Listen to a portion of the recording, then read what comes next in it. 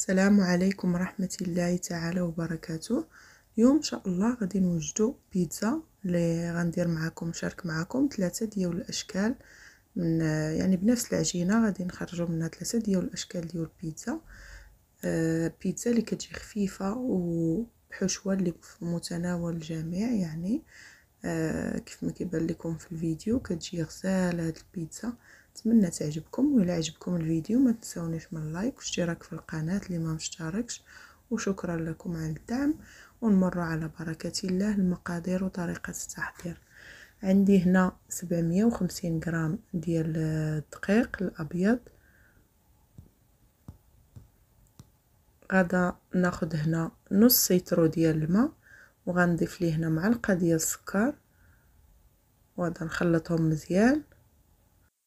وهنا غناخذ هذيك عندي معلقه ديال الخميره ديال الخبز، معلقه كبيره، وغادا نخوي عليها هذاك الماء اللي خلطت معاه داك السكر.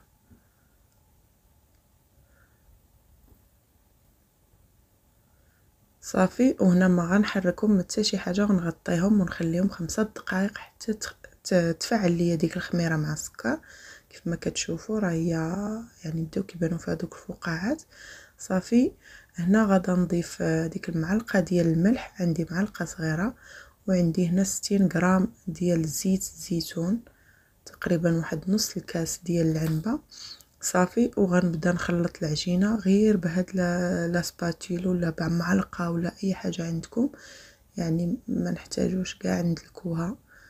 غادي غير نبقى نجمعها هكا حتى تجمع ليا العجينه، يتخلط داك الماء مع داك الدقيق ومع دوك العناصر كاملين يتخلطوا. صافي، وكنخليها ما كندلكها ما حتى شي حاجه. هي من بعد ما تجمعات صافي غنغطيها ونخليها ربع ساعه. من بعد ما ارتاحت ربع ساعه غادي ناخذ شويه الماء نبلل بيه الصبعان ديالي، وكنبدا نهز هكا العجينه وكنطويها، يعني ما كندلكوها ما حتى شي حاجه، بهذه الطريقه يعني كتدلك لينا العجينه. غنبقى نهز هكا وكنطوي كيف ما كيبان لكم في الفيديو. وصافي، من بعد ما نتاكد بانني طويتها كلها كنعاود نغطيها ونخليها ترتاح ربع ساعه واحده اخرى، وكنعاود نكرر ليها نفس العمليه، يعني اللي درت في الاول كنعاودها نديرها تاني مره اخرى. كنبقى نهز هكا الطرف ديال العجينه وكنطويها، وكنستعنوا بشويه الماء لان العجينه كتكون كتلصق.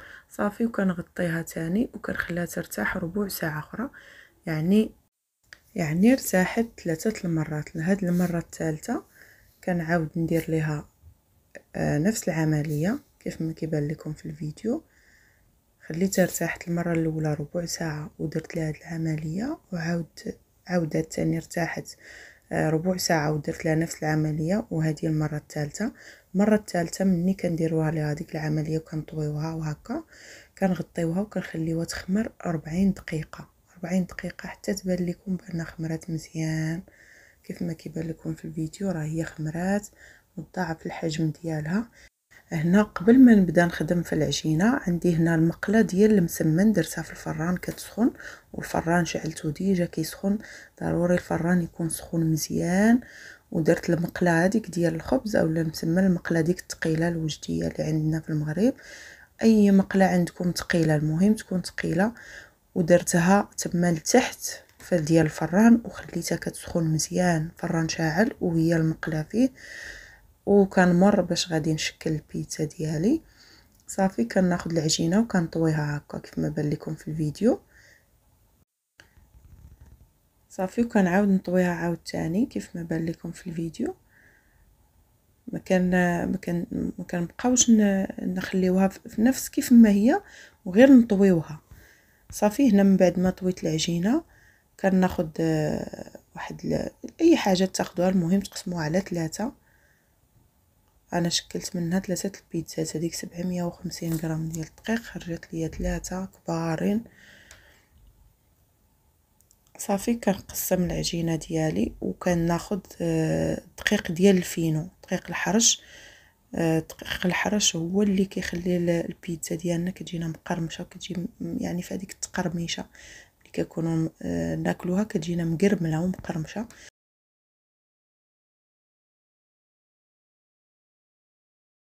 كنخليها هنا ترتاح واحد 10 دقائق تقريبا بين ما مسحت هذاك البلون دو طرافاي وهذا.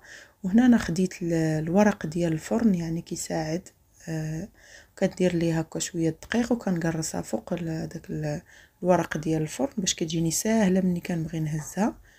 هنا كنبدا نقرص البيتزا ديالي كيف ما كتشوفوا، كنقرصها من الوسط بالاصابع ديالي وكنخلي دوك الجناب باش تجينا البيتزا ديالنا باش تجي منفوخه هكا من الجناب بحال ديال المطاعم. كنبقى نقرصها غير من الوسط وكنحتفظ بدوك الجوانب كيف ما كيبان لكم في الفيديو، كنخليهم ما كنوصلهمش وكنبقى غادا كنقرص وكندير شويه دقيق ديال الفينو باش كيعاونني في التقراص وصافي. وكنبقى بهذه الطريقه كيف ما كيبان لكم في الفيديو، كنبقى شويه بشويه حتى نقرص البيتزا ديالي.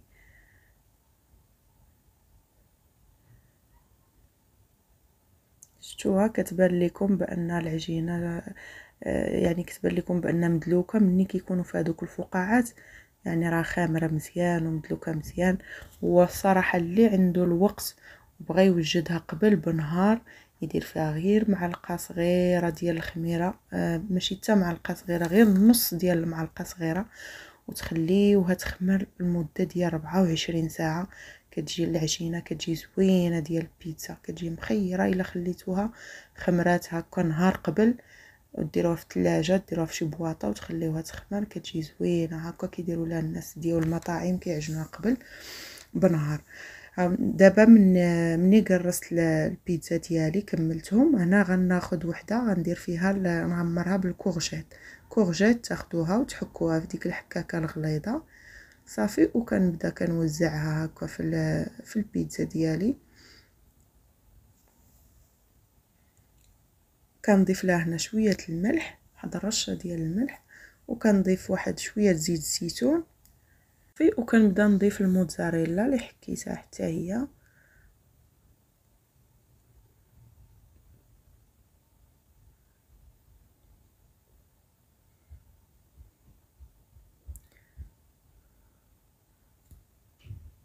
صافي هنا كنضيف شويه ديال الزعتر اولا لوريغانو اللي توفر عندكم.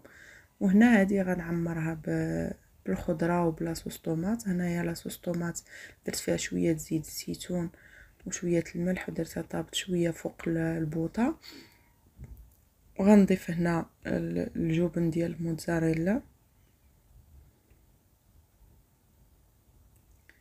هنا غنضيف شويه ديال الشامبينيون، تقدروا تضيفوا اي خضره عندكم، شويه القرعه، شويه الدنجال، شويه الفلفله اللي توفر عندكم. هنا ضفت شويه البصله حمراء اللي قطعتها هكا شنفتها رقيقه. هنا غنضيف شويه الفلفله حمراء حتى هي صافي. وهنا كندير شويه ديال الطون اولا الكفته اللي توفر عندكم، انا درت الطون صافي. وهنا كنضيف شويه ديال الزيتون الكحل. وهذه غندير فيها غير لاصوص طوماط والموتزاريلا